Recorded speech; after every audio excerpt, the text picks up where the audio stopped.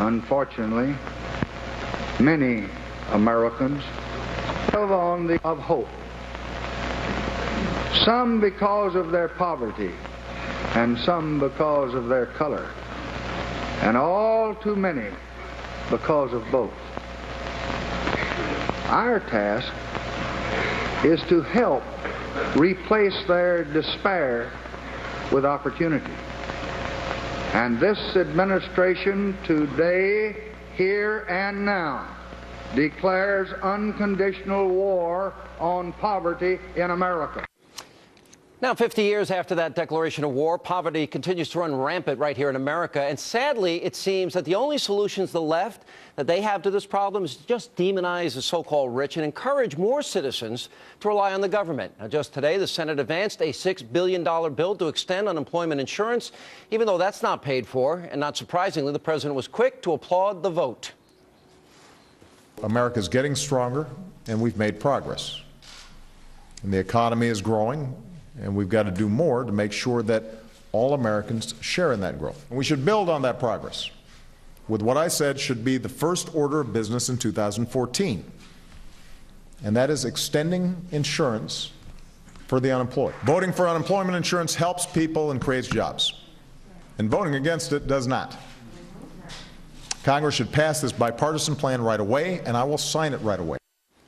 Now, the president, while he's busy touting the merits of extending unemployment benefits, raising the minimum wage, and taxing the rich, he always says that, the reality is that he's admitting his economic strategy has in fact failed. Here's Britt Hume. The administration's appeal for a further extension of unemployment benefits may succeed in putting congressional Republicans in a tight spot if they resist. In that sense, it may be a shrewd political move. Yet embedded in it is an extraordinary acknowledgement of failure by the president and his party.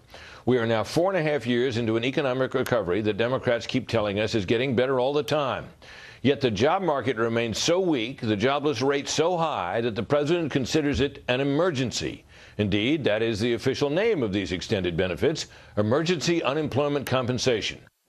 And here with reaction from the Fox Business Network, Charles Payne, Fox News contributor, Tamara Holder. You know, I listened to this. We're now entering the 6th year of Obama's presidency. Let's see, we've been through stimulus, son of stimulus, grandson of stimulus, the summer of recovery where 500,000 jobs were going to be created every month. And we have the lowest job participation rate in decades. Is unemployment the answer, or maybe a policy that will create jobs? Well, what is your policy? My policy is to drill. My policy is economic sanity, which is the Penny Plan. Drill, fracking, natural gas, and coal. That's the answer. But what about the poor? Because it seems like every time I've been on your show, you question where I get my sources. So I went to Jesus. I went to the Holy Bible. And if I recall, in Mark, this is interesting. And Jesus, looking at him, loved him and said to him, you lack one thing. Go, sell all that you have and give to the poor, and you will have treasure in heaven. Come, follow me. Okay, it didn't say the government take it, though. No, but you're saying... You said render unto Caesar that which is Caesar's. I'll give you one other quote. Jesus also said, the poor will be with you always. Is that not in that good book? Absolutely. Oh. So you don't think that, that there are people in America who need help, who are not lazy? I do. The unemployment rate in North Dakota is 2.6%. Yeah. Why? Drilling on private lands. In Midland, Texas, it's 3.2%. How about a job for the 50 million Americans on food stamps? The bottom line, too, this is the worst post-recession recovery we've ever had. You say... Compared to what? We've ever had. Compared to what? Post-recession. All recessions. Which ones? Name all one. Recessions. Name another recession that we've had compared to 80s, the Great Depression. All recessions. Which all? Like everyone prior. Just let's make up all recessions? If you're going to throw out all recessions, Charles, what recessions are there? Every single recession that we've had, this is the worst post-recession recovery we've ever had. More importantly, I want to read off some bills to you, Sean. Okay, we've got the Economic Opportunity Act, a Medicaid bill, elementary and secondary education, water quality, housing and urban development, immigration, Medicare, and clean water. Except these aren't bills. These are actual acts. These were laws that were passed as part of LBJ's Great Society. These were supposed to save us from where we are today. And how much did we spend on that war on poverty that failed? Well, I tell you what, it's a gazillion times more than was promised. Well, those were his words. But the thing is, Sean, is let's talk about the answers to this. I've got the answers. You've got the answers. I've got answers, yes. You know, Ronald Reagan said the government declared war on poverty and poverty won. He said it in his last State of the Union address.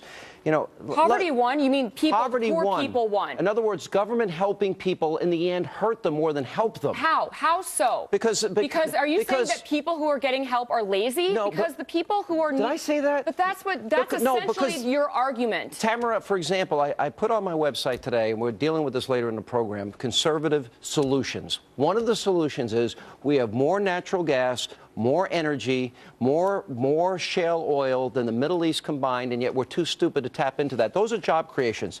Let me put up on the screen something. Talk about the middle class. Those are large companies. Those are jobs. Right, that large companies need to create. They need to create the jobs. And if you want to talk about tax cuts so they can do that, fine. Tamara, but why do you think the working man that watches your show, the middle class man? What about the working man that now, why is the unemployment rate 2.6% in North Dakota?